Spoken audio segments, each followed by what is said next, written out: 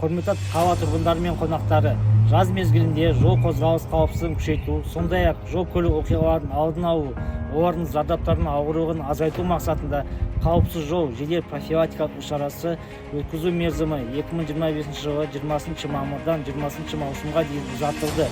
Қауіпсіз жол жедел профилактикалық іс-шарасы шеңберінде абайлаңыз балалар республикалық акциясы өткізілуде.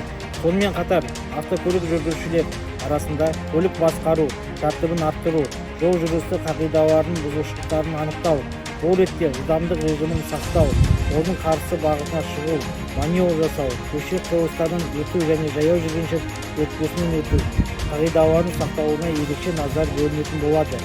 Құрметті жүргізушілер, жолда жүру ережесін сақтайық.